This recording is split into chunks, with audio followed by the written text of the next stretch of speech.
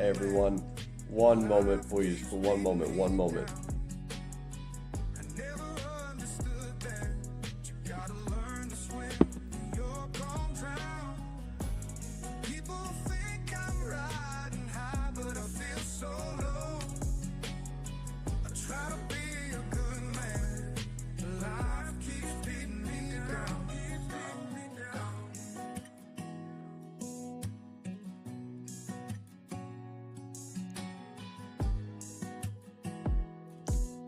Now we're all set.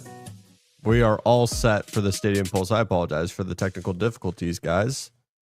And the fact that my dog decided to go on a walk right as I start the show. It's been one of those days. It has been one of those days. If you are watching the show, let me know. How is the microphone sounding? I've tried some new settings. We had one glitch where I had a scrap a show because of a high-pitched quality. This is a college football show. Let's get to the point, Tegan. We have a jam-packed show. Week 4 of the college football season is absolutely loaded. And we're looking at about 4 or 5 games that we're going to predict here today, preview and everything. And then I got the biggest takeaway that I have for the first month of the college football season. And then lastly, we're going to talk about the A people. Because I've had almost like a pot of water that was on about medium to low, not really boiling. Warm, but a little bit, nothing egregious, nothing boiling over. And I'm at the point where it's got turned up to high and I am ready for some pasta because I'm pissed off about the A people. I don't know if that analogy worked out. I apologize, guys. It has been one of those days. If they were to put an injury report out for the Stadium Pulse, I think about 10, 15 minutes ago, we were looking at doubtful. But because I love talking about college football and because this is the thing that I was destined to do, is to sit in front of a microphone and talk about college football with you guys. We're here. We're here. And this is going to be the best part of my day. I can tell you that right now. Y'all want to talk about some games? Well, we previewed and predicted Texas Tech and Utah on the Tuesday show. And then we talked about what was the other show that we did. If I'm drawing a blank, I do apologize. Geez, I am all over the place today. All I know is we're going to be talking about the Bussin' Bowl a little bit more, if I can get to my notes. Let's just go ahead and dive in. Here's a little end point for the editor. Can Michigan... No, we're going to restart. We're going to restart on that one. Can Nebraska stop the run? That's what we're going to find out. Because Nebraska, in their week 1 matchup against Cincinnati, they couldn't stop Brendan Sorsby. They could not stop the run. Here, one moment, guys. Let me double check on something.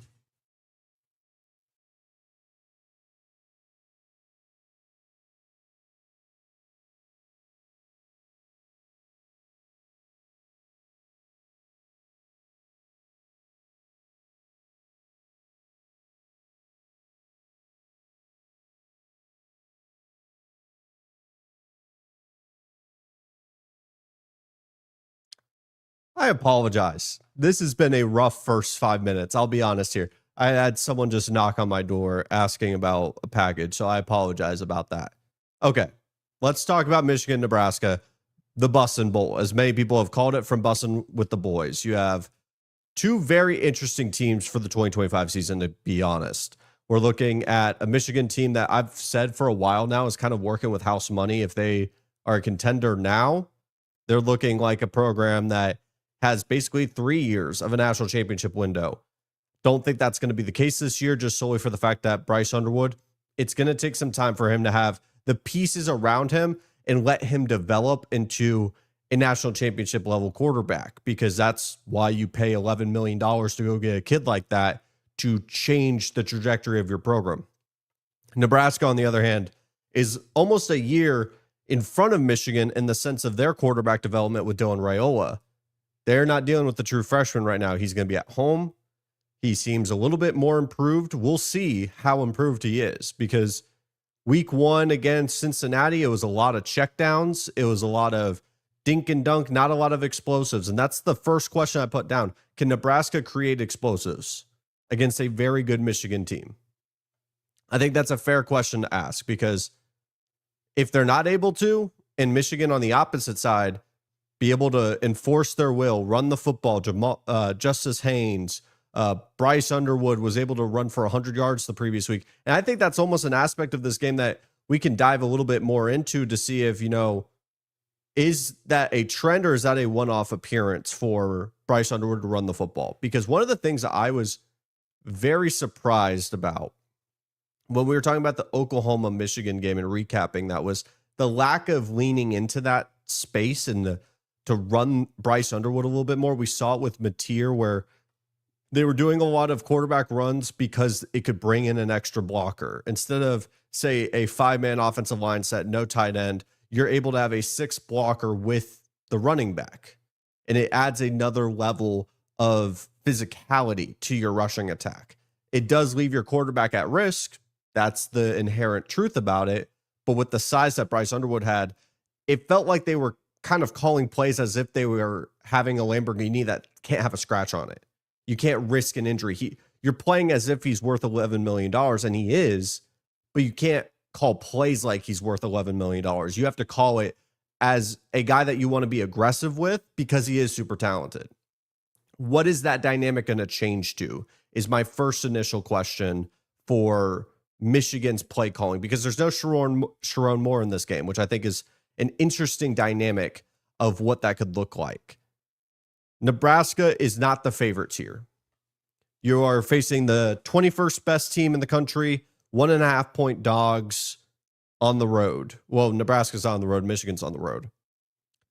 This is a very tough game to predict because I think those two key components are going to dictate this game. Truly, I think if Michigan's able to impose their will running the football, they're probably winning the football game. If Nebraska can't create explosives, they're probably not winning the football game. So when we look at these two things, you start to begin wondering, can Nebraska step up? That's the third question.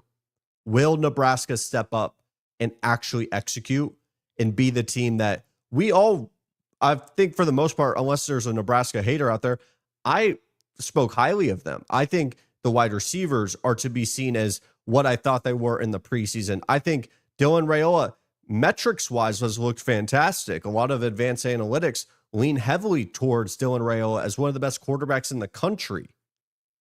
But it's to be seen if he could do that against Michigan. This is, I guess, a very light way of putting it, their Texas A&M moment, where at some point, if you're a Nebraska fan or a leader in this ball house or something Nebraska related, you have to break through at some point. You just have to break through at some point. And so I begin to wonder, is this the game that they break through? Because Michigan, like I said, they're working with house money. If they lose this game, they have a true freshman quarterback that you just want to see him develop and get better. Obviously, you want to leave with some semblance of hope, and they'll have plenty of opportunities for that.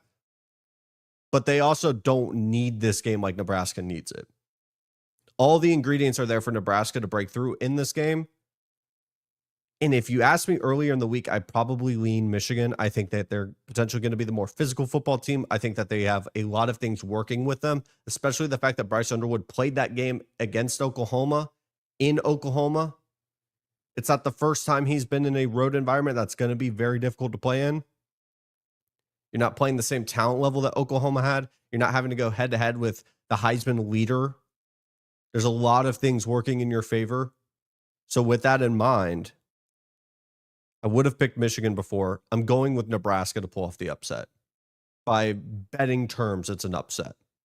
So I really do trust that Nebraska, this is their moment in the best way I can put it. This is the moment that Nebraska returns to national spotlight and they become a sneaky dark horse for a college football playoff spot.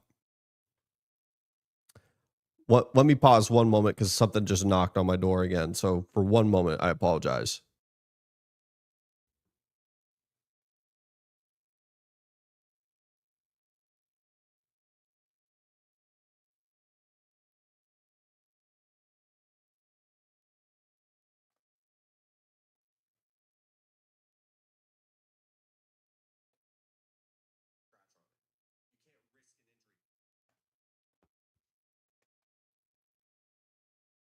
All right.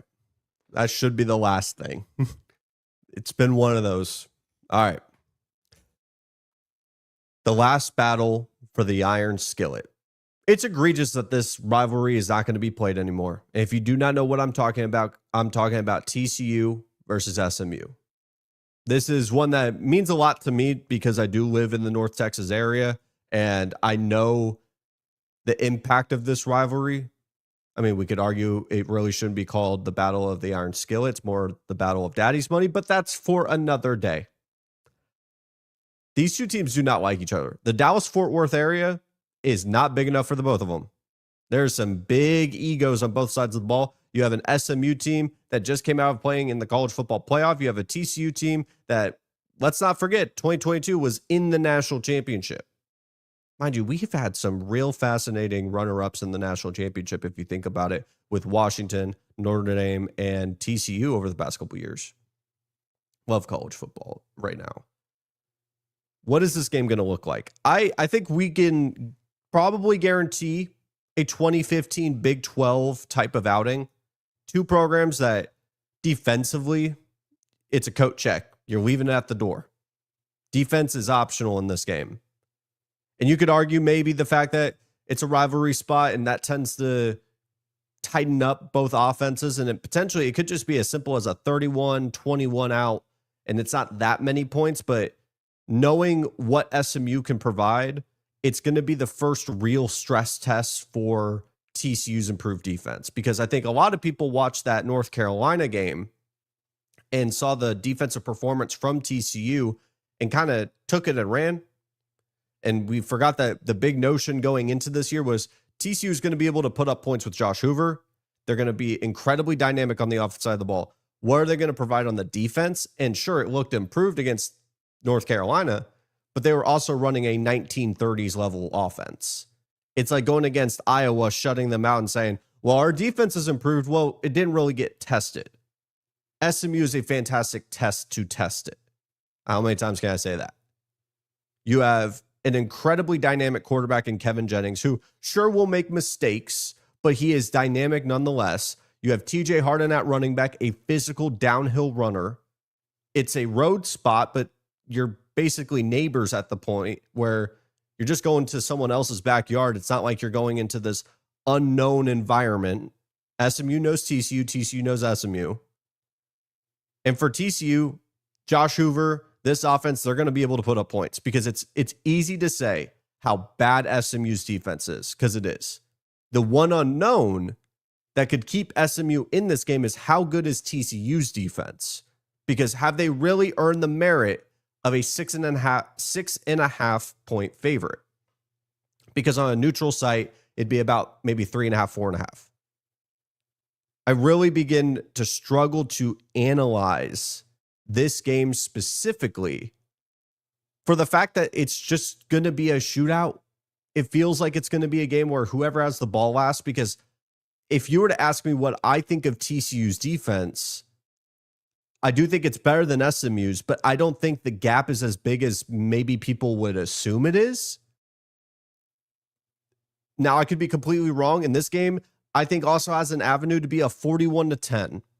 41-17. I think SMU is going to be able to move the football at points throughout this game. Now, if TCU's defense steps up and shuts down SMU, guys, that is a potential Big 12 title contender. Like, no way around it. Like, the same could be said for Baylor. If Baylor's defense ended up stepping up and got better over the course of this season, they play Arizona State this weekend. That's a Big 12 title contender because these offenses are so dynamic. There's so much to like about TCU. That is a potential NFL quarterback in Hoover going against Kevin Jennings, who I don't know if is an NFL guy, but is an incredibly good college football quarterback. That either of those guys, if they're on one this Saturday, is going to keep their teams in the game. It's just how it's going to be. If either of those guys go off, they're going to be in the game. Now, I think TCU is the better and more complete and more talented football team. The problem I have with SMU is truly rooted in the fact that the defensive talent I don't think is there right now. There is a lot of guys sneakily. not a lot of people know that they had a lot of NFL talent leave the building. I remember in the Shrine Bowl, it was a lot of pony helmets playing on the defensive side of the ball, making a lot of plays, especially in that front seven. I begin to wonder, is it going to be a situation where TCU is going to be able to get to a point in this game where they're not going to have to throw with Hoover and they can lean more into that rushing attack and be that counterpunch that could physically wear on that defense to where it becomes a position for SMU where they have to be perfect on the offensive side of the ball, and I don't think they can be that. So I'm going to take TCU to win this football game. Yeah, he takes the favorite. It's a rivalry spot. I think it'll be close. I think 6.5 points is a lot. That's not betting advice. That's just me giving a lean into the game. I think 6.5 is a lot of points. I would look at the team totals, but I trust TCU here because I think they are maybe the best kept secret in the Big 12 right now. People know of TCU, but they don't really know how good TCU could be.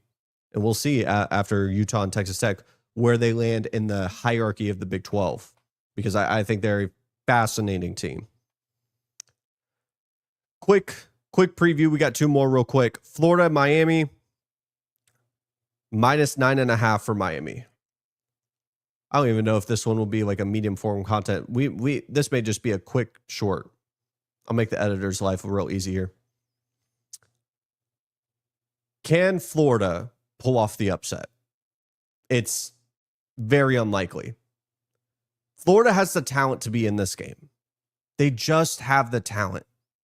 But talent can only get you so far. Go ask Texas A&M in 2022. A very talented roster. NFL guys scattered all throughout. They went 5-7. Because the coach calling the plays when we get to Saturday was not good enough. And Billy Napier's done everything right, bringing in talent, putting up the infrastructure internally. Everything. He has checked every single box except for the one on Saturdays. And you see what has happened. They're 1-2, and I think they're going to be 1-3. I'm not going to be someone that puts on a big old red clown nose and picks Florida. They will have to show me. I'd rather apologize and admit that I'm wrong than fall for the Florida bait again. I believe in DJ Lagway, even after the 5 interceptions, because I have the belief that it was a lot of pressure on one guy to save a historically incredibly good program. It's a lot of pressure to go save not only one guy's job, but his entire program. And Miami just looks like a freight train. I get it. We could play the game of one's due for regression. One is due for finally pulling off an upset. But with Carson Beck, who has been in these spots before, an offensive line that is going to wear on you game in and game out, a wide receiver room that has shocked me in terms of their production early into this football season, and a defense that can pressure DJ Lagway. Don't even talk about the home field advantage, because with Miami, it's wishy-washy, but I get the better team. And I don't fully believe in Mario Cristobal yet. The jury's still out for him. And if I could believe that Cristobal week in and week out could be a coach that I could trust. But I know who I can't trust right now, and it's Billy Napier. I won't say he's getting fired after this game, but Lane Kiffin more than likely is getting a call. The last game we'll talk about, Illinois and Indiana. The battle between the two Big Ten teams I think are most overrated. But what is Illinois going to look like when the lights are brightest? This is a top 10 team in the country by the AP poll, which I find laughable, but they're a top 10 team. Going against an Indiana program that surprisingly hasn't been in front of many headlines. I understand who they've been playing, but this is an Indiana program with a head coach that loves to talk and has a good football team in front of him. But I think he is very much aware that the pieces in this schedule are much more difficult than what they were dealing with last year. And this is being one of them. Illinois being a top 10 team walking into your building during a readout game. Will this be the first introduction to the public on Fernando Mendoza? I have guys that are very split on Mendoza in terms of what he is as a draft prospect, but the talent's there. And this could be a huge breakout game for him. People know about Luke Altmaier. People know about Illinois. They just watched them go dominate Duke. Now, to be fair, did Duke hand that game on a silver platter? Sure, but they took the game. Go talk to Florida. They got handed things on a silver platter and threw it on the ground. Shout out Andy Sandberg. I think Indiana steps up to the plate here. I think they have the better weapons on the outside. I think Illinois is going to be able to keep it scrappy, but I just trust being at home. I have the better coach. I have the arguably better quarterback, better weapons. And I think when you have that mixed into a home field environment, a prove-it spot for Kirk Cignetti to say, yeah, we can beat these types of teams. We're not just scheduling cupcakes to schedule them. We can step up when we should be winning these games. Because I think Indiana, regardless of what the rankings say, should win this football game. I think majority of people will agree Illinois should not be the number 9 team in the country. And the implications of this game is fascinating as well, because I think they'll be like, what, the battle of the 4th best team in the Big Ten. And that could get you in a college football playoff spot. And this would put them into the driver's seat, depending on how much you believe in Illinois and Indiana. And then we're talking USC, Nebraska, and all these other spots. But I'm going to take Indiana in this game. I think this is a game that isn't being talked about enough, but could be one of those things where we get to December and it's incredibly impactful in the long run.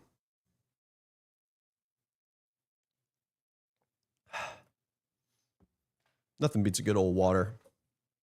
We're about 22 minutes. We had some complications at the beginning of the show. Usually we do about 30-minute shows on the Stadium Pulse. I'll go a little bit longer. If this is your first time seeing this face, this mustache, whatever it may be, this is the Stadium Pulse, a college football show, only college football around here. A lot of you guys view this, but do not subscribe. I can implore you that we are going to continuously be putting out more and more content, because I love talking about college football. There's going to be so much stuff for you to be able to watch, because Kretschmann Media has been doing a fantastic job. So I implore you, just give it a chance. Go check out the rest of the other channels that are linked if you're not a huge college football guy, but maybe you like NFL, NBA, those types of topics. We have that available for you as well. What is the biggest takeaway a month into the college football season? And why is it Texas A&M's wide receivers is the most improved position group in the country? You can make an argument for LSU defensive backs. I wouldn't be mad about that. Or maybe their defense as a whole. There's plenty of takeaways. There's 130 plus teams in Division I. You could probably have a bigger takeaway. Let me present my argument. Texas A&M since 2016 has not had a 1,000-yard wide receiver. It was Josh Reynolds. It's been damn near almost a decade since Texas A&M has had a true dynamic wide receiver in that room. That's not to hate or shade like guys like Evan Stewart, who's walked through that building, Noah Thomas, others. Like I don't want to shade them, but let's call a spade here.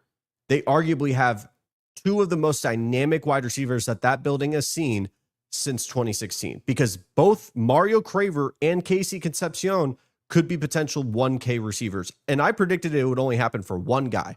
I did not predict that it potentially could happen for 2. But it's not to talk about the statistics. It's to talk about the impact of having a guy like that. Because for a long time, Texas A&M offenses was not blowing out 56-0 to like UTEP or UTSA. The offenses didn't function like that. They didn't run like that because they were limited. You had a recurring door of Jimbo Fisher stale offenses with the 50 different papers that he was holding, or a recurring door of offensive coordinators that could not get the pieces together. And now we have continuity with, why am I blanking on him? Oh my God. I wanted to say Chris Kleiman. I'm completely incorrect in that. The offensive coordinator for Texas A&M, former Kansas State quarterback. I completely am blanking on his name. The impact, you just watched it with Notre Dame. I don't think that maybe over the past 10 years, Texas A&M was capable of doing that in that situation. And that goes to the credit of the wide receivers, because Marcel Reed was not a perfect quarterback. He could have had 500 yards and like 5 passing touchdowns in this game, going 17 of 37. Everyone wants to credit Marcel, myself included. He deserves credit. The stats do not represent how well he played. Part of it is the fact that Mario Craver and Casey Concepcion have impacted this wide receiver room the most out of any other position group in the country. It's just the truth. Like, because we want to talk about the LSU defense. Part of that was just health and continuity, and the fact that they invested into a lot of that transfer portal, like Texas A&M did. But the two guys that they've brought in, paired with the fact they still have Terry Bussey, Ashton Bethel-Roman, they have a 5-star who is injured. I believe he's out for the year. Those two guys plug and play into an offense that doesn't have an X wide receiver, and they've been incredibly, incredibly impactful, incredibly dynamic. And I think if you were to ask me 1 month into the season, what's your biggest takeaway? It'd be that one. But I also ask this because if you are watching this, I want to hear yours, because I want to be able to see the other perspective. Do you believe it's some other group? Do you have another takeaway? Is it Arch sucks? Because we've talked about Arch so much over the past couple weeks. If you want to go see the Tuesday show, I go on like a 7-minute rant about Arch.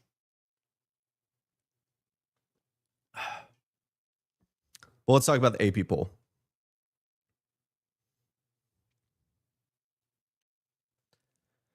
Oh, the AP poll. Every time I look at it, I get like a little bit upset. And you see it on your screen. Usually we don't bring up these things, but for visual purposes, I think it's of value for you. Let's talk about this damn AP poll, man. I don't even know where to start. First of all, Ohio State's not the #1 team in the country, in my opinion. But the problem with the AP poll is number 24. Why is Notre Dame ranked? Because if you were to ask me, and hear me out, who are the top 25 teams in the country? I can't get to 25 without mentioning Notre Dame. But that's not the AP poll. Or at least that's not what I thought the AP poll was. Because the problem with the AP poll is truly rooted in the fact that the criteria of who is inputting the data doesn't know what they're talking about. Best example, and I don't mean to slander her, but it's the lady that put Florida up 2 spots after they lost to USF. Make that make sense? Well, people asked that question and she proceeded to say, I don't want to get into my logic, my process. It's because you don't have a process. It's because you don't watch the games. And that's not all on her shoulders. There is a plethora of AP voters that you can go and look through. And it's not just, oh, I think Illinois is a little overrated. They should be like 13 instead of 9. No, it's egregious moments and decisions that do depict a different story. Because what people usually respond if they don't want to talk about the AP poll is saying, oh, but it doesn't matter. That's what you'll hear from people. The AP poll doesn't matter. But when we get to December and we're talking about the college football playoff and we're starting to talk about ranked wins, and I understand the college football playoff rankings do matter a lot as well. And that tends to be the thing we go look at once those are out. But these early season rankings, I mean, they build the narrative. They build towards who's a ranked win and who's not. Those things matter when we talk about them, because people are not going to go and put in the context that Ashley from Florida decided to keep Florida ranked for X amount of weeks because they didn't watch the games and maybe they just didn't care enough to change it. That's the other thing that bothers me, is if you really didn't care, you really shouldn't be bothered if someone tells you, okay, give it to me. I watch the games. Now, am I more qualified as a writer as you? Probably not. That's not where I went to school for. But I care about the sport that you write about more. That's the fact. I promise you, if I had an AP poll vote, and many others in media would, take it very serious, because they understand the sport and they understand the implications of it. Now, to the Notre Dame point, I get the logic. Like I said, if you got to 25 teams and you didn't name Notre Dame, in terms of who do you think are the best teams, I get that. But it should be based on the resume, right? And I don't know how you can justify an 0-2 team being above USC, who has looked very good. The problem that I run into, and it's just this endless circle of conversation, is how many teams would probably be 0-2 if they had to face Miami and Texas A&M? A lot of teams. A lot of them. I heard someone on TikTok say that Tulane would probably beat Notre Dame. You are delusional. But that's not what the AP poll is. That's the difference between ratings and rankings. Ratings will more than likely tell you what a guy or a team is going to be favored against another team. Because, I mean, the best example, if you go to Josh Pate, he does ratings. I think Notre Dame is top 10 because they would be favored against about half of this list if they went head-to-head tomorrow. But that's not what the AP poll is. And the problem as well is the weight that they hold in preseason rankings. The notion that you should hold on to dear life for your preseason rankings is stupid. It's dumb. You should have the freedom to basically say, yeah, if someone was 46, but they knocked off the first two teams and just absolutely smacked them around and their quality opponents, yeah, put 46 all the way to 10.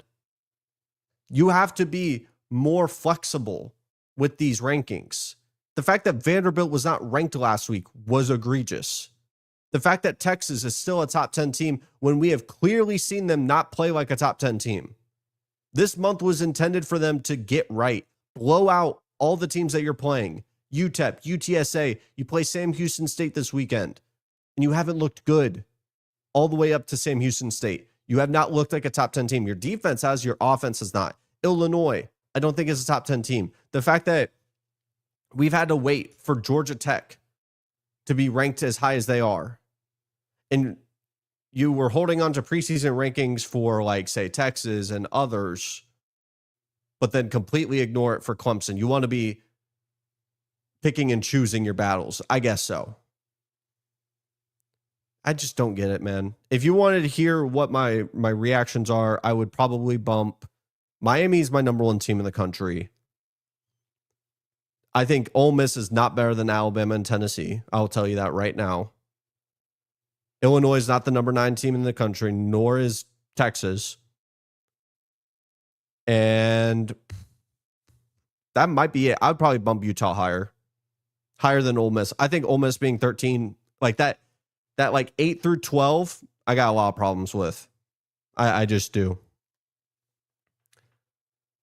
But with that being said, thank you guys so much for watching. I know today was a chaotic episode. Like I said, I've been having a day, and you're going to have these episodes where things are going to be rocky. They're going to be shaky. You know what's the best part about it, though? Saturday's going to be here in like 2 days. And then Sunday, we'll be back recapping the show. And I promise you guys, if it wasn't this episode, it's going to be the next one. Sooner or later, you're going to click that subscribe button. It's going to happen. It's fate. So if it wasn't this episode, it's going to be the next one you click on. Or the next one. I'll get you one day. But with that being in mind, thank you guys so much for watching, and have a fantastic rest of your day.